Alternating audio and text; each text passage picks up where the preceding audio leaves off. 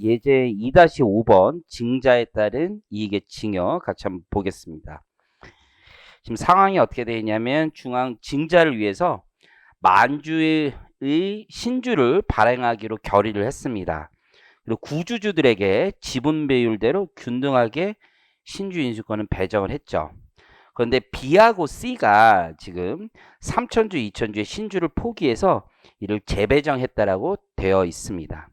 주주 현황을 보면 A, B, C, D 이렇게 있고요. 증자 전의 주식수는 12,000주. 그리고 9,000주, 6,000주, 3,000주 있습니다. 9,000주, 6,000주, 3,000주가 있어요. 그래서 토탈리 3만 주가 현재 증자 전에 발행 주식 수예요. 근데 이제 1차로 당초에 인수한 걸 보면 자신의 신주 인수권에 따라서 인수를 하겠죠. 원래 만 주를 발행하기로 했으니까 A 주주는 40% 지분이 있으니까 4,000주를 인수를 할 수 있었던 거죠. 그런데 B하고 C는 포기를 하게 된 거고 우리 D도 자기의 원래 지분 비율만큼 주식을 인수했습니다. 그래서 균등하게 자기들은 인수했고 B와 C는 포기하게 된 거죠. 그래서 1차로 총 원래 10,000주를 발행하려고 했지만 5,000주만 발행하게 된 거예요. 2차로 그러면 신주가 지금 재배정 될 수 있는데 그 재배정이 어떻게 되어 있냐면 A와 D가 가져간 거죠. 그래서 우리가 더 가져가겠다. 4,000주, 1,000주. 이렇게 해서 토탈리 5,000주를 재배정하게 된 겁니다. 결국 2차가 재배정되는 거죠. 재배정되는 경우에는 과세 요건이 까다롭지 않습니다. 저가 배정인 경우 무조건 과세하는 거고 고가인 경우 특수관계만 되는 거죠. 지금 이런 상태에서요. 지금 A하고 B는 특수관계인이래요. A와 B는 특수관계.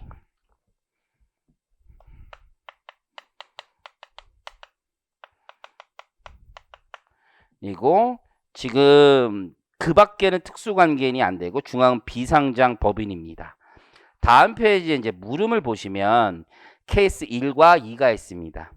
케이스 1은 증자 전에 주당 평가가액이 5만 원이었는데 신주 인수가액이 3만 원.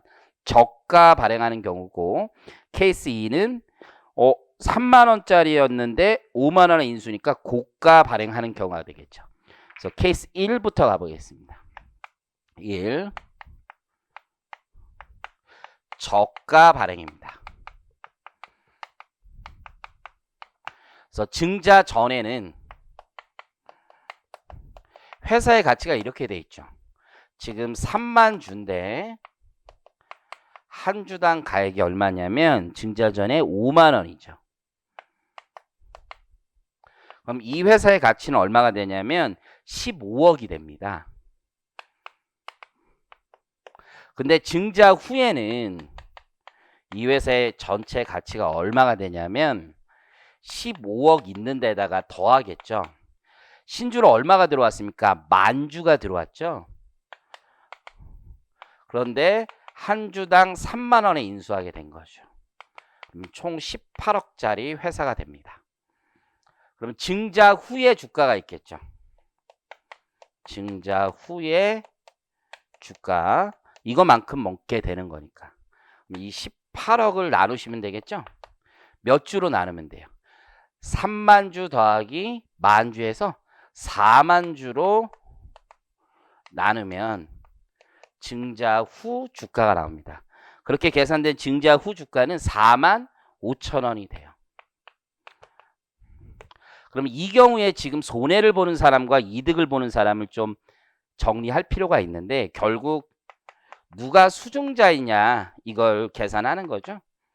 그래서 수증자는 참여한 자가 수증자가 되는 거죠. 저가로 발행하니까. 그래서 A와 D가 수증자가 되는 겁니다. 자, 현저한 이익은 계산할 필요가 없고요. 그럼 테이블을 하나 만들어 보면 되겠죠. 지금 이득을 보는 자와 손해를 보는 자를 넣어 놓으면 되는데 B와 C가 있죠. B와 C가 손해를 보는 자고 이득을 보는 자는 A와 D가 됩니다.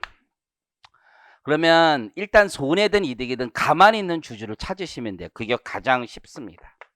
지금 가만히 있는 주주는 B잖아요. B부터 하나 찾아보겠습니다.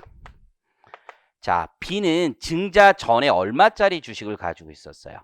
5만 원짜리 주식을 가지고 있었던 거죠. 근데 증자가 되고 나서 이제 가치가 얼마가 된 거예요?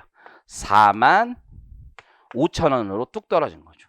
쥐들끼리 쿵쿵짝 해놓고서는. 그렇죠? 그리고 주식수는 여전히 지금 B의 주식수는 9,000주가 되는 거죠. 9,000주. 그러면 5945 4,500만 원의 손실이 발생하게 되는 겁니다. 그렇죠? 4,500만 원 손실. 맞나요? 계산기를 제가 안 두들겨서 맞을 것 같은데 4,500만 원. 그러면 여기 4,500만 원의 손실이 발생했고, 자, C는 뭐 이렇게 계산하죠. 5만 원 빼기 4만 5천 원에 6,000주 하셔도 되고, 이걸 9로 나누고 다시 6을 하면 똑같은 결과가 되겠죠. 3천만 원의 손실이 발생했습니다. 이걸 A와 B가 주워 먹은 거죠. 근데 지금 8,000주와 2,000주 이렇게 돼 있죠. 4,000, 1,000이니까. 이걸 80% 먹고 20% 먹게 되는 겁니다. 그럼 이렇게 안분해서 들어가면 돼요. 4,500만 원 곱하기 80% 하면 3,600이 되나요? 여기가 900만 원이 될 거고, 여기 38이 24, 2,400만 원이 되고 600만 원이 됩니다. 요거 합치면 6천만 원이 되고 요거 합치면 1,500만 원이 됩니다. 그러면 수중자는 누구에게 받았든 상관없어요. A는 B로부터 3,600만 원 받고 C로부터 2,400만 원 받은 거지만 증여는 6천만 원. 그리고 D도 1,500만 원의 증여가 있습니다. 특수관계 여부는 전혀 상관이 없다. 제가 가정을 해볼게요. B가 법인이고 A가 법인이라고 하면 요 겹치는 구간에 대해서 법인세법상 부당행위와 자본이득이 생기는 거예요. 그래서 여기 손해를 봤으니까 부당행 계산 부인 3,600만 원. 여기는 자산 수중익 3,600만 원 이렇게 잡히게 되는 겁니다. 지금 다 개인으로 가정했으니까 이렇게 되는 거죠. 자, 두 번째 한번 가보겠습니다. 이번엔 고가 발행의 케이스를 가보겠습니다. 케이스 2번 고가 발행.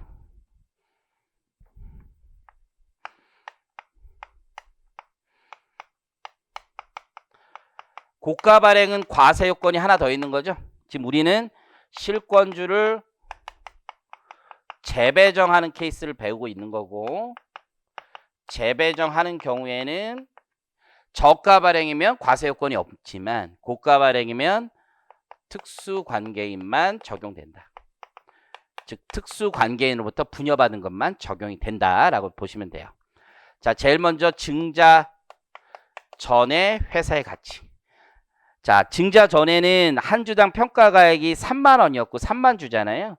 3만 주 곱하기 주당 3만 원. 9억 원이 되겠네요. 증자 후에는요. 이렇게 되는 거죠. 9억 원에 더하세요. 지금 새로 납입되는 금액이 있을 거 아니에요. 그게 5만 원 곱하기 주당 만주잖아요. 지금 만주가 발행되고 있으니까 5억 원이니까 14억 원 되겠네요. 14억. 그럼 증자 후에 한 주당 주가가 얼마냐? 이걸 계산하면 되겠죠. 그래서 14억을 4만 주로 나누시면 됩니다. 그렇게 되면 주가가 얼마가 되냐면 3만 5천 원이 됩니다. 한 주당 주가는 3만 5천 원. 이때도 수증자가 누군지를 잘 파악하시는 게 중요하죠. 수증자가 누구냐? 이익을 본 자. 자, 생각을 해보면 지금 5만 원짜리, 지금 3만 원짜리였잖아요. 근데 가만히 있는데 얼마로 올라간 거야? 지금 3만 5천 원 올라가게 된 거죠. 그러면 수증자는 아까의 경우에는 A와 D가 참여해서 돈을 벌었지만 이번에는 B와 C, 참여하지 않은 자가 돈을 벌게 됩니다. 참여하지 않은 자. 비싸게 파는 데다 가만히 있으니까 3만 5천 원이 된 거죠. 자, 그럼 여기에다 넣어놓고 다시 계산해 보면 되겠죠. 자, 이익과 손해는 동일하게 테이블을 그리시면 돼요. 그래서 손해를 보는 자는 이번엔 A와 D가 될 거고 이익을 보는 자는 B와 C가 됩니다. 자, 이때 항상 가만히 있는 사람을 먼저 쓰시는 게 좋다 이거예요. 가만히 있는 사람이 B잖아요. B를 먼저 쓰세요. B의 이익이라도 먼저 쓰시면 되는 거고 B는 얼마를 벌게 됩니까? 지금 35,000원짜리 주식을 받게 된 거고 기존에 3만원짜리 주식이 있었던 거죠. 그리고 B는 총 9,000주인가요? 9,000주? 이거만큼의 이익을 얻게 됩니다. 5945 여기 4,500만원인가요?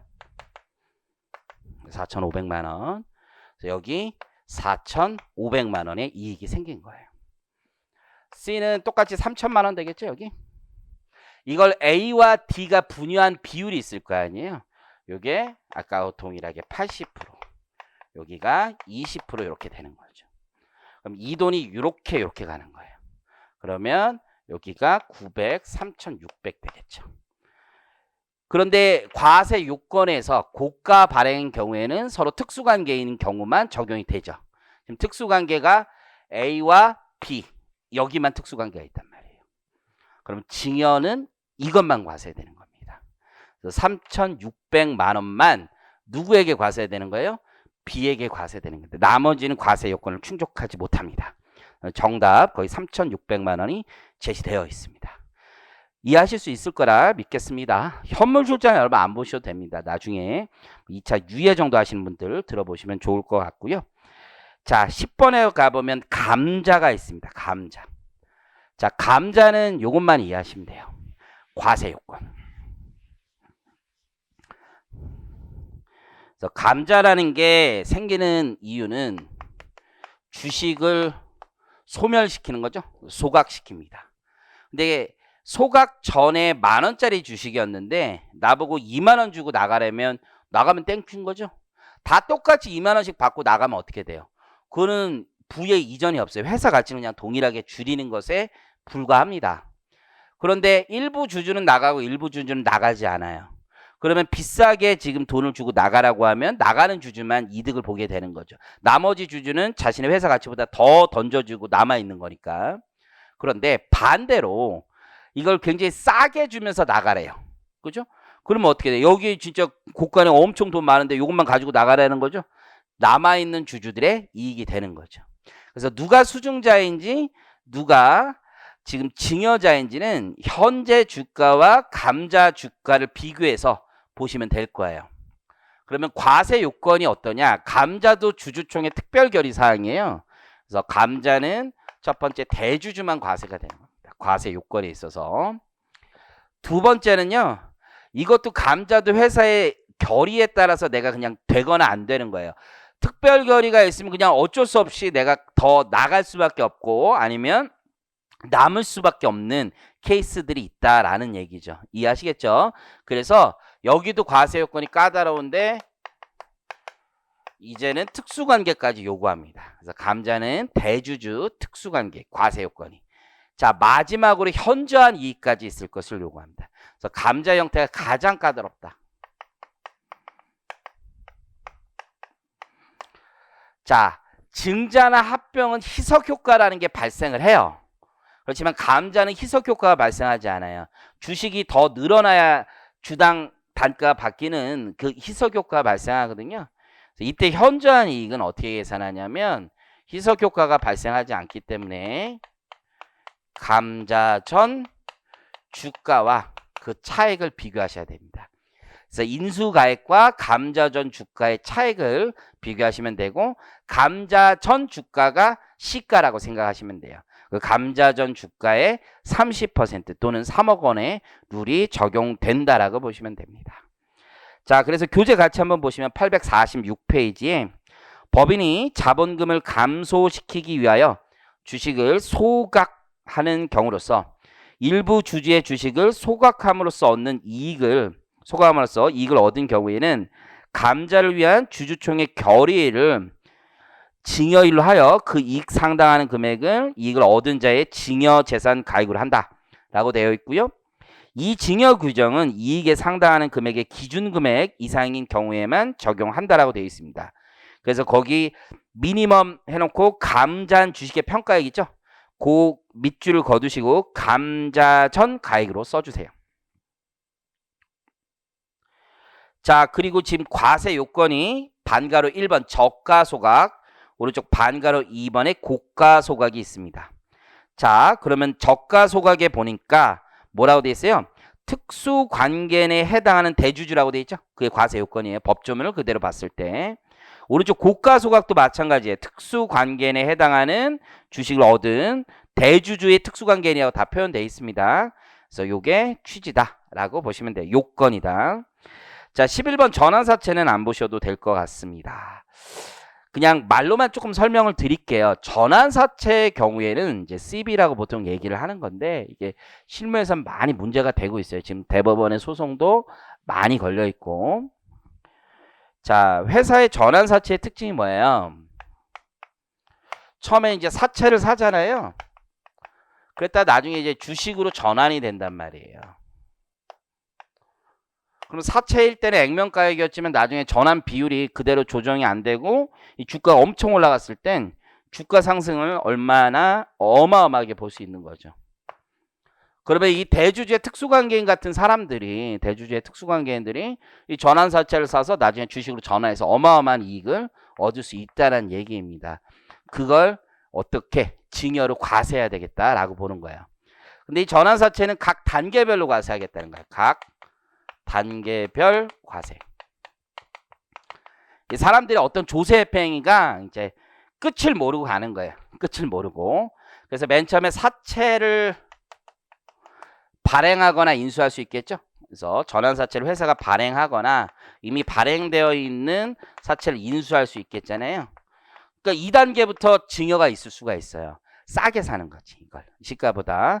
그래서 첫 번째 단계는 발행이나 인수 단계가 있을 거고, 두 번째는 어떤 단계가 있어요? 전환하는 단계가 있겠죠. 그래서 전환하는 단계에서 다시 사채를 밑에다 쓸게요. 전환하는 단계에서 어마어마하게 이익을 얻을 수 있잖아요.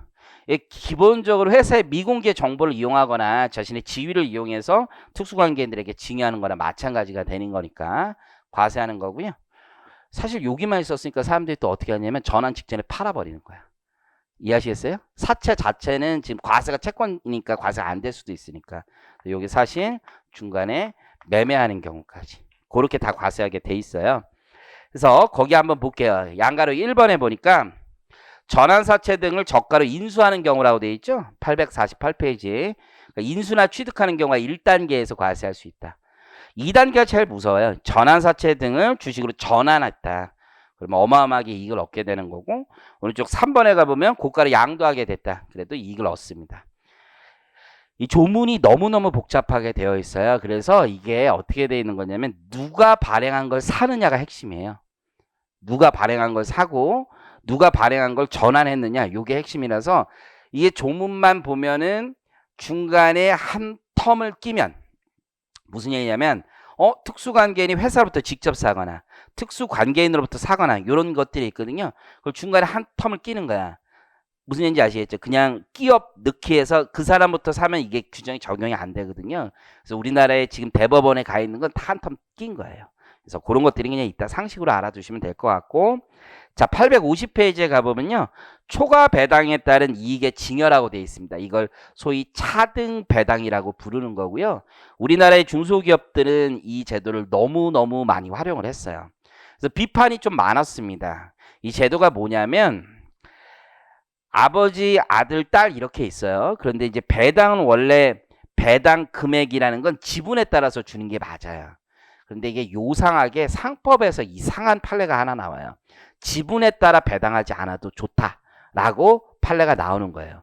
그래서 고등법원 판례가 나오고 나서 그거 사람들이 활용을 많이 하기 시작해요. 원래 이것의 입법 취지는 뭐였냐면 상장법인들의 대주주가 자신들은 급여도 받고 이제 많은 혜택을 보는데 소액주주들은 혜택을 못 보니까 나는 배당금을 포기하고 소액주주들을 좀 주면 안 돼요? 이렇게 했던 거예요. 그러니까 그래도 된다. 법원에서 이제 나온 거죠. 그래서 꼭 반드시 지분율에 비례해서 배당을 주지 않아도 괜찮다라고 한 거예요. 그 법을 기준으로 사람들이 지분율과 차등하여 배당하기 시작합니다. 그러다 보니까 이 문제가 세법적으로 어떻게 해석해야 되느냐가 문제가 됐고, 기획재정부 예규에서 이런 얘기를 해요. 아니 이런 거예요. 그냥 내가 100억 원을 배당을 하는데 아버지가 지분이 90%고 아들이 10%예요. 그러면 90억, 10억씩 가져가야 되잖아요. 근데 이렇게 하는 거야. 그렇게 안 하고 아버지는 하나도 안 받고 아들이 100억 다 가져가요. 그러면 아버지가 받을 90억의 배당금에 대해서 아들이 직접 받는 거잖아요. 아버지가 배당을 받아서 배당소득세를 내고 나서 그 남은 돈을 아들에게 증여를 하게 되면 어떻게 돼요? 그럼 증여세가 다시 나오는 거잖아요. 그런데 우리 법은 야, 소득세하고 증여세가 중복으로 과세되면 소득세만 과세하게 되어 있지 않느냐라고 되어 있잖아요. 그래서 기획재정부 예규에서 몇 해 전에 아예 그럼 과세 못한다라고 얘기를 준 거예요.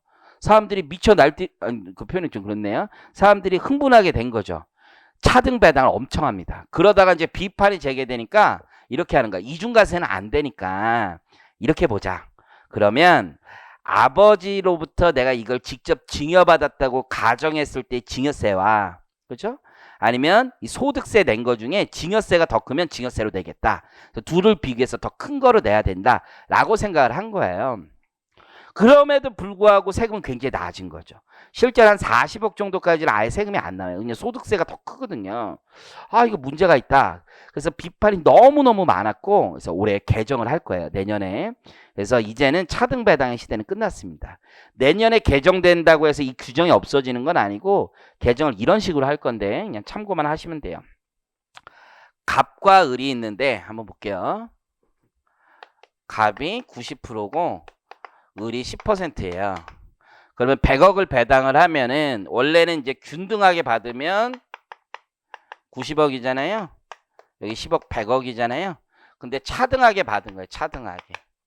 여기 안 받고 여기 100억 다 받았다. 라고 하면 가정을 아예 처음부터 다시 세팅을 하는 거예요. 아버지가 90억을 받았으면 소득세를 냈겠죠. 근데 이 친구가 소득세는 어차피 다 내게 되겠죠. 배당을 배덕 받았으니까. 그 소득세 금액만 빼고 나머지 나오는 금액이 있잖아요. 한 소득세가 한 30억이라고 가정하면 60억의 현금이 있었죠. 그걸 증여한 것으로 가정합니다. 그래서 소득세도 내고 증여세도 내라는 겁니다. 그래서 이제 소득세, 증여세를 양쪽으로 과세하겠다. 이게 초과 배당에 대한 이익의 증여입니다. 거래 실질을 재구성하겠다는 뜻입니다. 앞으로 아무도 안 하겠죠. 자, 13번 한번 보겠습니다. 주식 상장에 따른 이익의 증여라고 되어 있죠. 자, 주식 상장에 따른 이익의 증여는 이런 건데요. 아주 옛날에 이런 일이 있었어요. 우리나라에 이제 재벌들이 S그룹이 있었는데 비상장 법인을 하나 삽니다. 비상장. S 땡 I라는 회사가 있어요. 어쨌든 그런 회사에 이제 주식을 JY가 삽니다. JY가 비상장 법인. 그리고 해서 이게 상장이 된 거예요. 상장. 요즘에 이제 게임즈 뭐 이런 회사 상장되면 뭐 상따지 뭐 어죽이 난리도 아니잖아요. 그 당시도 그런 때가 있었다며. 상장에서 어마어마하게 올라갔어요. 그렇죠? 요즘에 이제 주식이 많이 오른단 말이에요. 여러분들 옛날에 2000년 초반에 IT 버블이라고 들어봤어요? IT 버블? 몰라요? 지금은 전기차 버블 뭐 이런 얘기도 많이 하는데 주가 많이 올랐잖아요. MS 있잖아요. MS 주가가요. IT 버블 때 여기까지 올라간다고 이게. 그리고 나서 주가 계속 떨어지고 이제 다시 회복은 됐는데요. 이 회복될 때까지 있죠. 몇 년 걸리냐면 14년 걸려요. 14년. 이 인텔이라고 들어봤어요? 인텔 알죠? 거기는 아직 회복이 안 돼 있습니다. 한 70% 정도. 이게 꼭지에 올라갔을 때. 어쨌든 당시에 사실 이 회사도 그런 특징이 있었어요. 요 회사는 그냥 지우겠습니다. 어쨌든 간에. 그 당시에 우리나라 세법은요. 양도세를요. 상장법인은 대주주도 안 냈어. 그러니까 이거를 한 50억 정도에 사가지고 몇 천억을 번 거야. 근데 세금이 나띵인가 나띵. 사람들이 분개한 거죠. 그래서 야 이거 상장됐을 때 일단 과세하자 이렇게 들어온 거예요. 그럼 이것도 잘 생각해 보면 미실현 이익이 아직 팔아야지 과세되는 거란 말이에요. 근데 왜 당시에는 그렇게 한 거예요? 당시 법은 대주주에게 양도세를 안 물렸단 말이야. 그러니까 상장됐을 때 먹어야 된다. 이거 세금 내라 라고 만드는 거예요. 이해하셨죠? 저는 이게 무리가 아니냐라고 생각을 하는 거야, 사실은. 나중에 양도세 그때 내린대. 하지만 지금은 이 규정을 정부는 한번 만들어 놓은 과세 규정을 쉽게 안 바꾼단 말이에요. 그냥 가는 거야, 그냥. 그래서 요 규정 때문에 상장이 좀 어려운 경우도 꽤 있더라라는 얘기예요. 자, 법에 거기 개요를 볼게요. 기업의 경영에 관하여 공개되지 않은 정보를 이용할 수 있는 지위에 있다고 인정되는 자, 주로 최대 주주들입니다. 이런 자들의 특수관계인이 비상장법인의 주식을 증여받거나 취득한 거예요. 자기 돈으로 취득해도 상장되면은 상장 시점에 정산해서 증여세 내라는 거예요. 미실현 이익에 대해서. 취득하는 그 주식이 상장됨에 따라 이익을 얻은 경우에는 상장 프리미엄을 과세하겠다는 거죠. 비상장법인과 상장법인은 엄청 차이가 있는 거예요. 비상장법인은 사람들이 관심이 없단 말이에요. 상장돼야지 그거 가지고 거래하고 이익이 생긴단 말이에요. 그때 프리미엄이 엄청 생기는 거예요. 프리미엄이라는 게 시장에서 거래가 되기 때문에. 그 프리미엄은 양도가 아닌 증여로 과세하겠다는 게 취지입니다. 자, 그래서 맨 아랫줄에 보면 증여세 정산과세라는 거예요. 이게 정산과세에서 변칙적인 증여를 차단하는데 그 취지가 있다라고 되어 있죠. 그래서 증여의 요건이 최대 주주인 경우만 되는 거예요. 그래서 우리가 일반인들이 비상장 주식 사서 상장된다고 해서 증여세를 내는 건 아니고요. 거기 최대 주주 등이 되는 겁니다. 그래서 밑에 최대 주주 등이 있죠. 다음 중 어느 하나예요. 1 또는 2라고 보시면 되고, 첫 번째는 주식이 제일 많은 자, 아니면 1대 2대 주주까지 갈 수도 있어요. 2대 주주가 25% 정도 가지고 있으면. 그래서 거기 25% 이상을 소유한 주주 등의 특수관계인이 이 주식을 샀던 아니면 증여를 받았던 상관없습니다. 그러면 상장되면요, 어마어마하게 이익을 볼 수 있다라는 얘기입니다. 이해하시겠죠? 자, 2번에 반거래 2번에 비상장 주식의 취득이라고 돼 있죠? 증여 또는 취득해야 된다, 이렇게 돼 있습니다. 그러니까 비상장 주식의 취득 방법은 자기가 증여를 받았던, 취득을 받았던, 취득했던 상관하지 않습니다. 이해하실 거라고 믿고요. 넘기시면 다음 페이지에 이제 요 요건 정도 상식으로 알고 계시면 돼요. 요거 받은 다음에 5년 이내 상장 받으면 됩니다. 상장하면 5년 이내 상장하면. 이때 상장이 어디까지냐면 코스피하고 코스닥까지예요. 코넥스 시장이라고 들어보셨는지 모르겠네요. 코넥스. 그래서 주식하시는 주린이 분들도 이제 코넥스 갔으면 이제 많이 왔다고 봐야 돼요. 코넥스. 그래서 코넥스는 상장으로 여기서는 안 칩니다. 코넥스는 치지 않는다. 요 정도 기억하시면 될 것 같고요. 효과는 모르셔도 돼요. 14번에 가보면 사병에 따른 상장의 이게 증여라고 돼 있어요. 이건 뭐냐면 또 백도어라는 걸 사람들이 이용하기 시작하려고 하는 거야. 야, 내가 이거 증여받거나 취득해서 상장하면은 곧바로 이것도 증여세 내야 되니까 비상장 법인은 상장 법인에 붙이자. 그렇게 합병을 하면 상장된 효과가 있잖아요. 다음이라는 회사와 카카오라는 회사가 있었는데 다음은 상장되어 있고 카카오는 상장이 안 돼 있단 말이에요. 그러니까 카카오를 다음에 딱 붙였단 말이에요. 그래서 카카오 주식 시장에 돌아다니게끔 그렇게 한 거죠. 그런 경우에도 그 합병과 상장의 이익과 마찬가지로 5년 이내 내가 취득한 이후 5년 이내 비상장법인과 상장법인이 합병하면 같은 효과를 주겠다. 이런 취지로 보시면 됩니다. 이해하시겠죠? 이걸로 세금 내는 사람은 그렇게 많지는 않습니다. 왜냐하면 대주주나 특수관계인들이 의사결정을 하는데 자기의 증여세 나올 거 생각하고 보통 하지는 않아요. 일반적으로 그렇다라고 보시면 될 것 같아요. 자, 이제 거의 다 끝났고요. 854페이지에 그 밖에 이익의 증여가 있는데요. 한번 보시면 돼요. 그리고 하나만 체크합니다. 855페이지에 반가로 3번. 재산 취득 후 가치 증가에 따른 이익의 증여. 비슷한 개념이에요. 상장 비슷하게. 그래서 우리가 인허가권을 가진 사업 같은 게 있어요. 그 인허가권을 가진 사업을 먼저 미성년자 같은 애들한테 주주로 심는 거예요. 그런 다음에 그 인허가가 나면 뻥 터지겠죠? 그래서 미성년자에게 우회적으로 개발 이익을 증여하는 행위를 방지하고자 이렇게 만든 규정이에요. 개요만 보겠습니다. 직업, 연령, 소득 및 재산 상태를 보아 자력으로 스스로라는 거죠. 스스로의 힘으로 해당 행위를 할 수 없다고 인정되는 자가 어떤 이익을 얻었다라고 하면 과세하겠다는 뜻입니다. 자, 다음 페이지 잠깐 구경을 해보면 재산가치 증가 사유가 법에 있습니다. 무조건 다 하는 건 아니고 재산가치 증가 사유는 동그라미 1번에 보면 개발사업 등등등이에요. 인허가 받은 사업. 2번에 보면은 한국금융투자협회에 등록하는 행위라고 되어 있습니다. 그래서 2번은 코넥스 뭐 이런 거에 이런 비슷한 규정이 있다라고 보시면 돼요. 이게 저쪽 상장에선 빠지되 미성년자는 요걸로 과세하겠다 정도 기억하시면 되고, 동그라미 3번은 위의 것과 유사한 경우라고 보시면 될 것 같습니다. 자, 그래서 우리가 이제 징여 예시 규정들을 배웠던 거예요.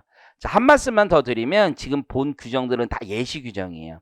왜 이 규정이 필요하냐면 과세 요건들을 딱 만들어줘야지 이 비슷한 행위를 했을 때 내가 징여세로 과세가 될 수 있는지 아닌지 납세 의무자에게 예측 가능성을 보장하기 위해서 이런 규정들을 다 살려뒀다라고 보시면 돼요. 그래서 지금 배운 우리가 특히 불공정 자본 거래 등 이 요건에 맞지 않으면 과세는 안 되는 겁니다. 자, 이제 2-6번의 징여 추정을 가보겠습니다. 우리가 이제 징여의 또 두 가지 큰 축이 징여 의제와 징여 추정입니다. 그래서 징여 추정,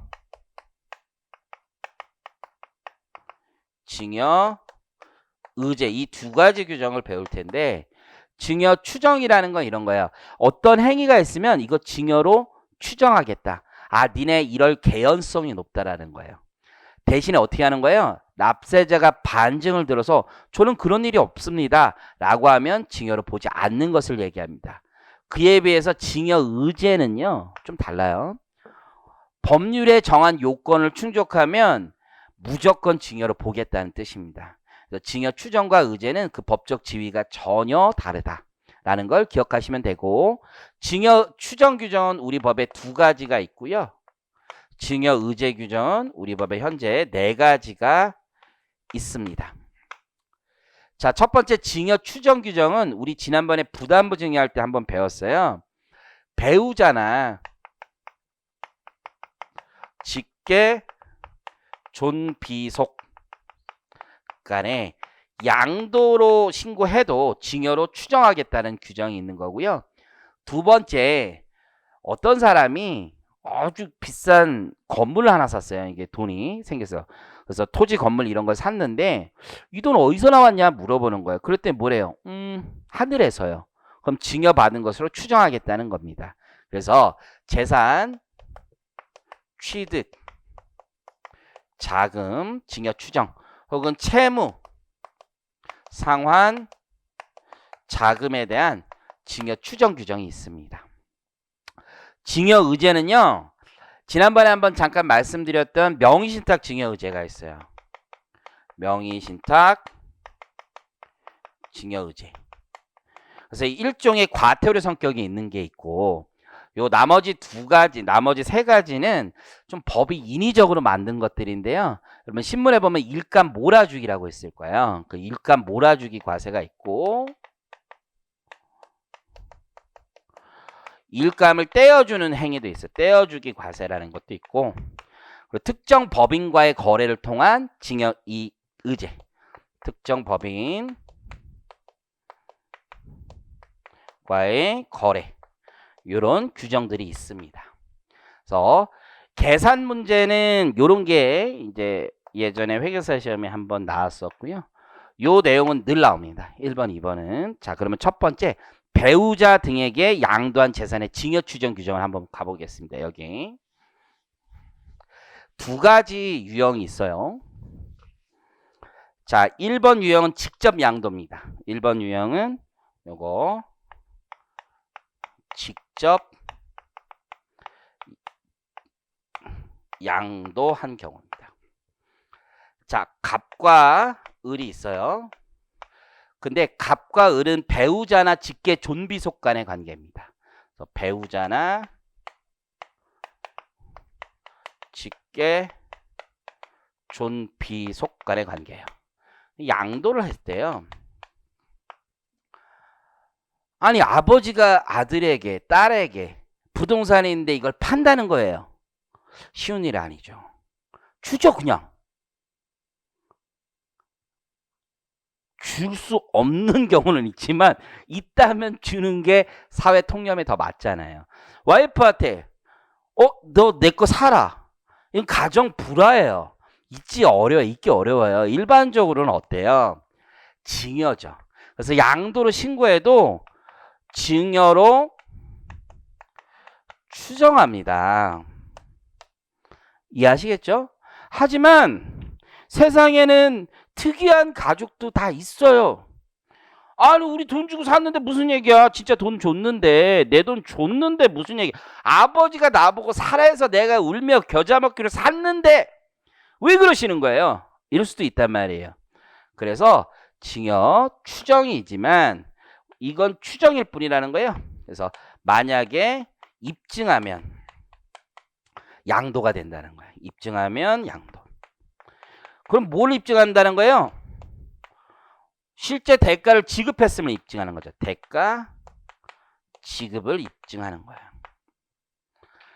물론 이런 경우도 있죠. 경매 가서 사올 수도 있죠. 아버지가 이제 망했는데 그걸 집을 내놨는데 아들이 그냥 경매 가서 살 수 있어요. 이거는 경매라는 공적인 행위가 들어갔기 때문에 대가를 지급했음이 입증 당연히 되는 거죠. 이제 그런 사례들이 있다라고 보시면 돼요. 이런 경우가 있어요. 요 근래 대법원 판례인데 굉장히 재밌는 건데 엄마가 있었어요. 딸이 있었어요. 양도를 했어요. 양도세 신고서를 넣었는데 당연히 이제 세무서는 징역 추정 규정에 따라서 대금 준 거 입증해봐라 이렇게 얘기했겠죠. 이게 추정 규정이 과세관청의 입증 책임을 완화하고자 하는 거야. 안 그러면 저런 규정이 없으면 과세관청이 근거가 없어. 계좌를 깔 근거가. 그런데 추정 규정이 있으니까 우린 증여로 보겠다. 추정한다. 네가 싫으면 계좌 깔아 이렇게 하는 거예요. 기본적으로. 이게 그냥 무조건 개연성이 높다 무조건 과세할 수는 없으니까 국민의 사생활을 막 침해할 수는 없죠. 세무서가 뭐라고 막 국민의 계좌를 까요? 뭐라고는 아니고요. 세무서는 깔 수도 있지만 함부로 깔 수는 없단 말이에요. 계좌 추적을 함부로 할 수는 없어요. 근데 법이 있으면 어떻게 해요? 증여입니다. 증여. 돈을 진짜 줬는지를 가져오세요. 이렇게 해야 되겠죠. 이해하시겠죠? 여기까지. 그런데 그래서 까라고 했어요. 그때만 딸이 이런 얘기를 하는 거야. 저는 한 번에 안 주고 할부로 주고 있어요. 이런 얘기를 합니다. 할부로. 그래서 이게 한 5억 정도 되는 아파트였는데 엄마에게 한 달에 200만 원씩 계속 할부로 주는 거예요. 그래서 이제 세무서는 무슨 말 같지도 않은 소리냐 이런 얘기를 해요. 그러면 세무서는 이거 세금 회피하기 위한 행위다 이렇게 얘기를 했던 거야. 그렇지만 법원에 이제 소송을 했고 법원에서는 할부로 줄 수도 있지. 그랬더니 이제 세무서가 이런 얘기를 해요. 아니 엄마 부양 의무를 이행하는 거 아니냐. 엄마 용돈 드린 거 부양 의무의 이행일 뿐이고 양도대금을 따로 지급한 건 아니다. 증여받은 거다. 이런 얘기를 한 거예요. 지금 상황 이해하셨어요? 이게 핵심은 부양 의무의 이행으로 볼 것이냐 양도대금의 지급으로 볼 것이냐가 또 핵심이 된 거예요. 근데 그 친구가 이제 딸이 한 달에 200만 원, 300만 원을 줬더라고 계속. 그거는 부양 의무의 이행으로 보기엔 너무 많은 액수다. 이렇게 법원은 이해한 거예요. 이해하셨죠? 왜냐면 딸 사정도 그렇게 좋지 않은데 한 달에 그냥 원리금 상환하듯이 이렇게 했다는 거죠. 그러면서 하는 게 엄마는 영모기지로를 받은 거고 딸은 장기 할부로 산 거다. 그래서 인정을 해줬어요. 실제 양도가 맞다. 이렇게 그런 케이스들도 있더라라는 얘기입니다. 자 어쨌든 직접 양도 요건 실무에 엄청 많겠죠.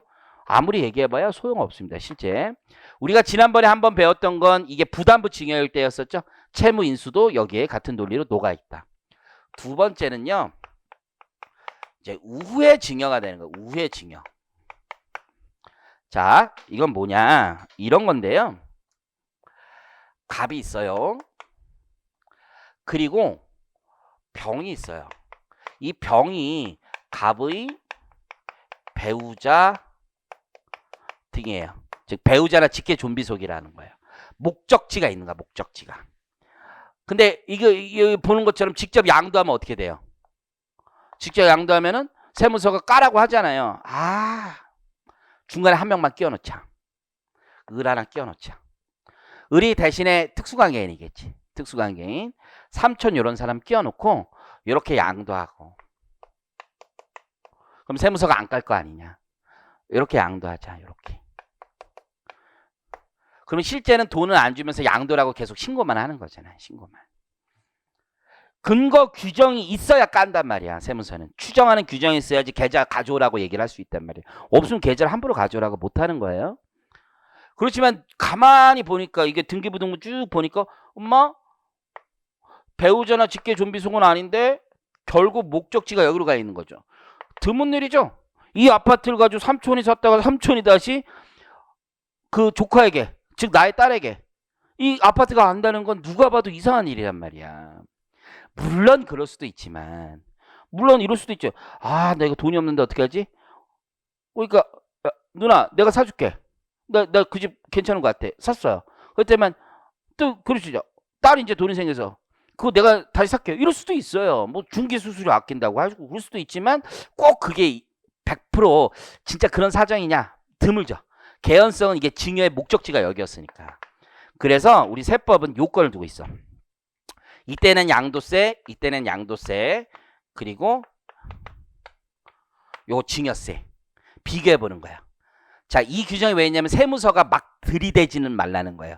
요거 양도세랑 요거랑 세금이 줄었는지. 왜냐면 조세회피행위로 봐서 지금 가고 싶은 거잖아. 요거랑 그래서 1번하고 2번 계산한 거랑 3번 계산하면 이게 더 커. 이게 직접 증여했으면 이거 증여세가 더 컸을 텐데 이거는 이렇게 한 거 아닌가? 이런 생각을 하는 거죠. 이해하시겠죠? 그리고 마지막으로 뭘 하는 거야? 계좌를 까는 거죠, 이제. 이해하시겠죠? 야, 그럼 나 양도로 추정하겠다. 아니, 증여로 추정하겠다. 계좌 내놔. 이렇게 하는 거예요. 근데 계좌를 내놨더니 진짜 돈이 왔다 갔다 했어. 게임 끝이죠. 어쩔 수 없는 거야. 물론 계좌가 여러분들 그렇게 쉽게 움직이지 않아요. 세무서에서 돈이 왔네요. 돈이 왔네 이러지 않아요. 그 전에 돈을 다 보죠. 아니 여기다 돈을 넣어놨다가 돈이 다시 들어오겠지. 여기다 넣어놨다가 다시 들어오겠지. 그래서 자금을 이렇게 계좌를 쭉 엑셀로 한단 말이야. 그러면 세무서에서도 자대고서는 하나하나 눈도 안 보이는데 하나하나 칠해가면서 아 여기서 이렇게 움직였구나. 이런 걸 한단 말이에요. 그러니까 함부로 여러분들 잠깐 눈속임 익어가지고 안 돼. 이게 다 대체거래가 다 보인단 말이에요. 이해하시겠죠? 그래서 요 규정을 만드는 거예요. 우회증여. 자, 한번 같이 가볼게요. 이게 단순 암기가 아니라 왜 규정이 만들어지는지 좀 생각하는 게 중요해. 그래야지 법에 따라서 행정청도 과세할 수 있고 액션을 취할 수 있다면 과세 절차가 있어야 되니까. 자, 가보겠습니다. 배우자 등에게 양도한 재산의 증여 추정. 자, 내용 있죠? 자, 거기 배우자, 거기 앞에다 기억이라고 한번 써볼까요? 기억. 유형이 첫 번째 유형인 거야, 이게. 배우자 또는 직계존비속에게 양도한 재산은 양도자가 그 재산을 양도한 때 그 재산의 가액을 배우자에게 증여받은 것으로 추정하여 그 배우자 등의 증여 재산 가액으로 한다라는 거죠. 추정일 뿐입니다. 그래서 양도세가 이제 나오지 않고 증여세로 되겠죠. 양도세는 환급해 줄 거예요. 만약에 걸리면. 자, 넘겨봅니다. 한편 나와 있죠. 거기다 니은이라고 써볼까요? 니은. 한편 이게 유형 2번입니다. 우에 특수관계인에게 양도한 재산을 그 특수관계인 즉 갑이 특수관계인 을에게 양도한 재산이죠. 이 양수일로부터 자 요건 3년이라는 제한 기간이 있습니다. 3년 이내 당초 양도자의 배우자 또는 직계 존비속에게 다시 양도한 경우에는 즉 갑의 배우자, 갑의 직계 존비속에게 다시 양도한 경우에는 그 양수자가 재산을 양도한 당시에 재산가액을 그 배우자 등이 증여받은 것으로 추정하여 이해하셨죠? 그 양수자라는 건 병을 의미하겠죠? 추정하여 배우자 또는 직계 존비속에 증여 재산가액으로 한다. 다만 당초 양도자 및 양수자가 부담한 소득세법에 따른 결정세액을 합친 금액이 당초 양도자는 갑을 얘기하고 양수자는 을을 얘기하는 거예요. 그 양도세 합친 금액이 양수자가 그 재산을 양도한 당시의 재산가액을 당초 배우자 등이 증여받은 것으로 추정하는 경우에 증여세액보다 큰 경우에는 그러하지 아니하다라고 되어 있죠. 그래서 당초 잘 읽어보세요. 소득세법에 따른 결정세액을 합친 금액이 양수자가 그 재산을 양도한 당시의 재산가액을 당초 배우자 등이 증여받은 것으로 추정하여 이렇게 돼 있죠. 그래서 밑에 그림을 잠시 보시면 갑 특수관계인 갑의 배우자 직계 존비속으로 돼 있고 양도할 때 소득세 낸 거 그리고 재차 양도 3년 이내에 한 거 소득세 낸 거 1의 합계액과 오른쪽 2번 있죠. 증여세가 재차 양도 당시 증여 재산가액 증여 추정이라고 돼 있죠. 이게 재차 양도 당시라는 건 언제 가격을 기준한다는 거예요. 처음에 양도했을 때 5억이었고 그다음 그 사이에 시가가 오를 수 있잖아. 7억, 8억. 그러면 증여세 계산할 때 5억으로 계산하겠다는 거 7, 8억으로 계산한다는 거예요. 7, 8억을 기준으로 계산한다는 얘기예요. 그래서 제가 그림은 직접 양도라고 얘기했지만 계산 가액은 3은 요 재차 양도 당시의 가액을 증여 가액으로 계산한다는 얘기입니다. 이거 많이 헷갈리시더라고. 이해하시겠죠? 자, 그러면 큰 경우엔 그러하지 않다. 여기까지는 이해가 됐고요. 그리고 밑에 동그라미 1, 2, 3번 있죠. 모두 요건을 충족해야 된다고 되어 있는데 3번이 가장 중요한 요건이 되는 거야. 결국은 3번에 보니까 1번, 2번은 설명드렸고 당초 양도자의 배우자 또는 직계 존비속이 대가 지급 사실을 입증하지 못해야 되는 겁니다. 이해하시겠죠? 그러면 과세관청은 사실 어디까지 까라는 거예요? 여기까지 까라는 거예요. 여기까지. 여기에 있는 자금을 까라는 얘기입니다. 이해하실 거라 믿습니다. 그래서 이 규정이 단지 요건을 외우는 게 아니라 이게 왜 필요한지를 아시면 뭐가 핵심이라는 걸 알 거예요. 왜 이렇게 규정을 만들었는지 우회 양도를 통한 징여 추정 규정이 목적지는 정해져 있는데 요 세금을 줄이기 위해서 이런 행위를 했구나. 추정은 되는데 함부로 과세할 수는 없다. 진짜로 돈을 지급하지 않은 사실을 입증해야 되는데 그 입증하라고 과세한테 무조건 얘기할 수는 없으니까 앞에 요건들이 다 충족되면 우린 징여로 보겠습니다. 추정하겠습니다. 라고 하고 아닌 걸 입증하세요. 이런 식으로 만들어놨다는 얘기입니다. 그럼 아닌 걸 입증하는 방법이 맨 아래에 나와 있는 거예요. 징여 추정의 배제입니다. 해당 재산이 다음 중 어느 하나에 해당하는 경우 이러한 징여 추정 규정을 적용하지 않는다. 자, 거기다 밑줄 그어볼게요. 이러한 징여 추정 규정을 적용하지 않는다. 이러한이 뭐냐면 아까 기억하고 니은 다예요. 이해하시겠죠? 기억과 니은 다 마찬가지예요. 대가 지급 사실은 똑같은 입증 방법입니다. 1번부터 4번은요. 너무 특이한 케이스지. 사실 생각해보면. 아니 경매로 이런 걸 산다거나 파산 선고로 징수법에 따라 공매된 걸 산다던가 그죠? 주식시장에서 증권을 샀는데 우연히 걔가 판 걸 내가 이건 국세청도 모를 걸 사실 지금 상장시장에서 이렇게 거래되는 게 쉬운 일이 아니잖아요. 그렇죠? 자 5번이죠. 5번이 제일 중요한 거예요. 명백히 인정된다. 그럼 기억은 교환하는 경우가 있겠죠? 서로 주고받는 거.